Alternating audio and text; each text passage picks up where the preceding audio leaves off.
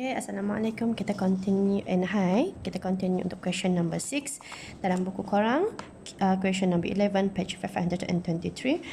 So apa yang dia minta sekarang ada 3 point charge, okay, positive 2, positive 7 and negative microcoulomb. Soalan dia, find the magnitude and direction of the net electric force. Dia minta net electric force on 2 microcoulomb charge. So apa yang korang perlu buat? Kita lukis. So lukisan dia adalah seperti ini. So di sini adalah positive Q. Okay, di sini adalah positive 2 microcoulomb, positive Q7 microcoulomb, and here negative Q4 microcoulomb. Okay, next yang seterusnya adalah kita letak ini pada Q2 ini sebagai 2 microcoulomb. Kita assume dia ini adalah sebagai Q1, ini Q2, and ini adalah Q3, maksudnya charge number 3. So kita ada 3 charge. Alright, 3 charge yang masing-masing dia mempunyai sudut. Okay, ini samalah. Okay, sini. Okay, sorry.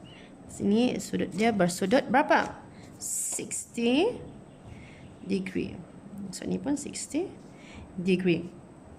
So dalam soalan itu tadi dia minta magnitude and direction of the net electric force on 2 microcoulomb. So dia hanya minta direction and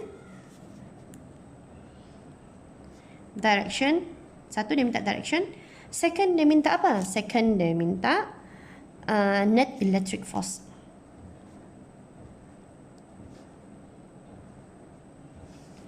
Net electric force on positive 2 microcoulomb. Okay, apa yang korang perlu buat adalah lukis free body diagram. So how to draw a free body diagram adalah seperti ini. Kita tahu, okay, kita buat ini adalah komponen Y dan ini adalah komponen X supaya korang tak keliru. Terusnya kita letak point Q1 ini sebagai kita punya origin. Okay, sebab kita nak cari electric force pada Q1 ini tadi. Okay, ini tadi positif Q1. Okay, seterusnya pada figure kita ini kita tahu ini bercharge positif dan ini bercharge positif. Okay, positif, charge positif, positif and positif, dia akan repel or attract. Repel, good. So dia akan repel. Okay, so kita letak sebagai ini force between Q1 and Q2 is repel. Force kita letak dia sebagai force 1, 2. Apa itu 1? 1 is refer to charge number 1. Okay, charge number 1 is 2 microcoulomb. 2 refer to charge number 2 adalah 7 microcoulomb. Okay?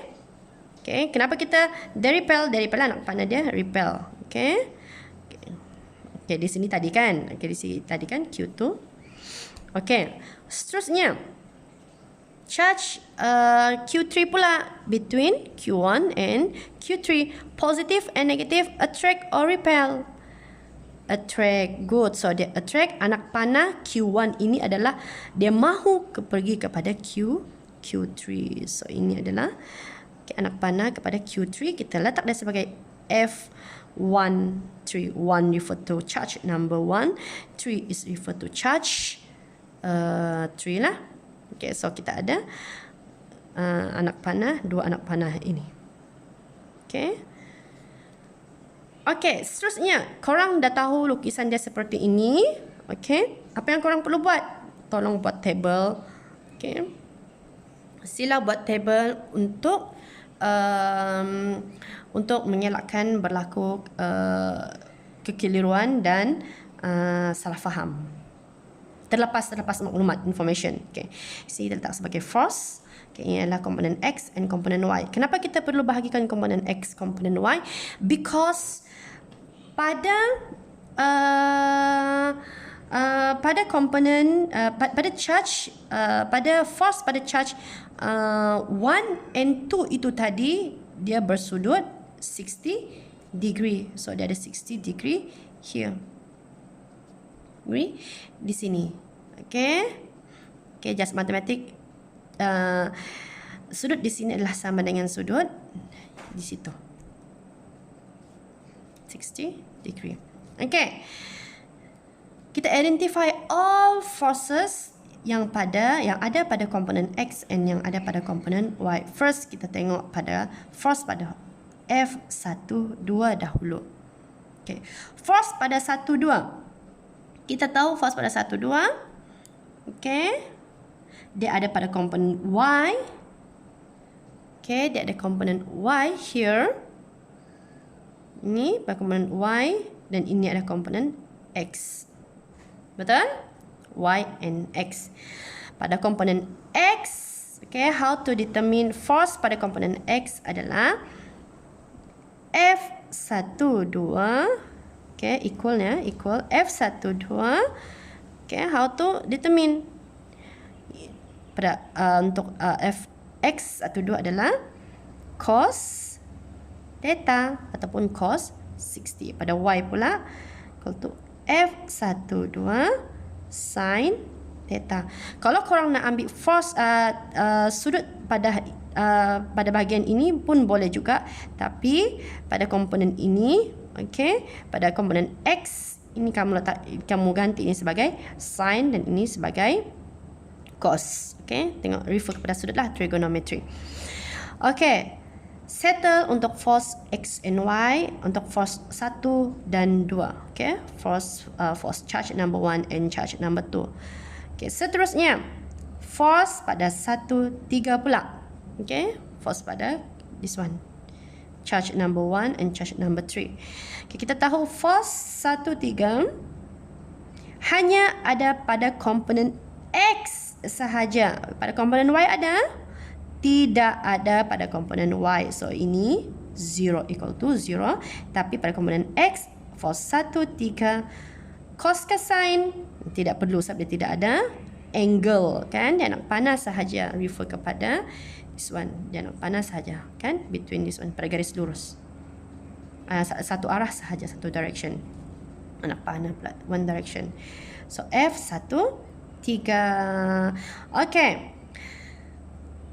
Dah selesai macam ni? Belum lagi selesai. Apa yang korang perlu buat? Korang perlu cari resultant force for Fx and resultant force for Fy. Alright. For resultant force, net force, resultant force for Fx dahulu. Okay. For Fx kita ada force ini. Alright. Kita ada force yang ini tadi. Maksudnya apa kita perlu buat? So, F12 cos, berapa cos nilai? 60. Okay, 60. Alright. Tambah dengan F13. Okay. Oleh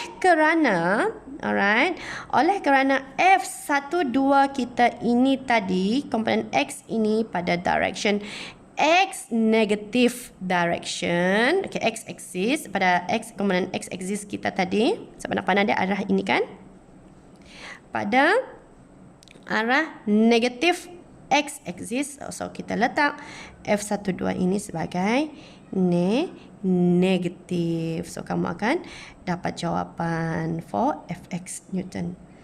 Macam mana cari nilai ini? Nilai F. Remember F1, 3. Okay, Q1, Q1, Q3 over R square. Berapa R? Tengoklah jarak ini berapa. Kan? Dalam soalan, dia bagi the distance. Dia adalah this one. Okay. 0.5 meter. So, okay, Q1 itu berapa tadi? Q1 adalah 2 microcoulomb darab dengan K3 7 microcoulomb over this one, okay? Over R berapa? Nilai R itu tadi adalah 0.5 meter. So, korang akan dapat jawapan. Okay, ini untuk F13. F12 pula, okay, Q1, Q2 over R square. So, okay, Q1, kita tahu nilai Q1 itu bernilai berapa? Nilai Q1 kita tadi bernilai 2 microcoulomb. Okay, sorry. 2 microcoulomb darab dengan 2, yang ini 3 kita ini tadi 4. Okay, ini 4. So, yang tu adalah 7 microcoulomb over 0.5 meter. Korang akan dapat jawapan. So, nilai ini tadi masukkan dalam nilai ini. Okay, F2 ini tadi, so bila kita dah calculate, so nilai F2 kita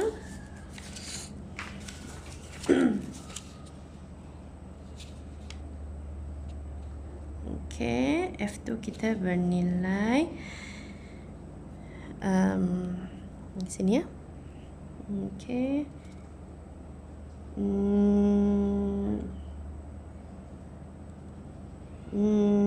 Negatif 0.503 cos 60 tambah dengan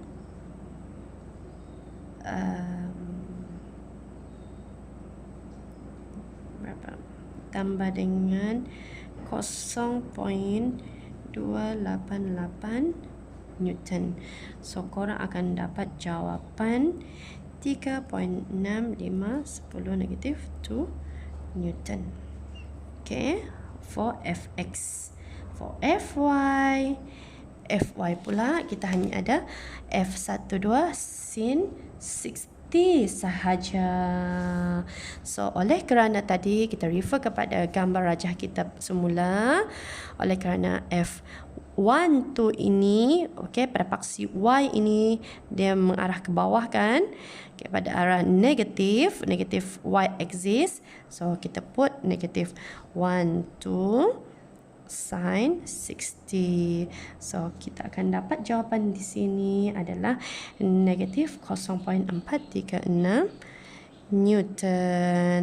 Dah siap belum lagi? So, for the net force, okay, dia minta kita refer kepada net force on the 2 microcoulomb adalah F net equal to resultant.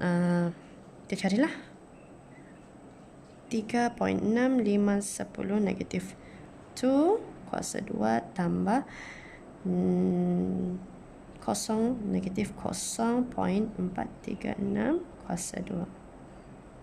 So, kamu akan dapat jawapan 0.438 Newton. So, for the direction is theta is equal to tan negative 1.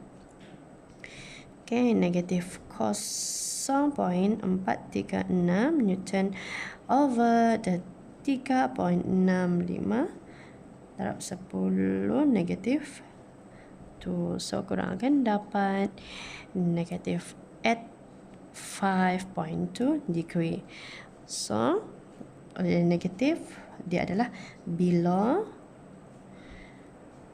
the x-axis. Inilah jawapan for question number 6. Okay, thank you. Bye.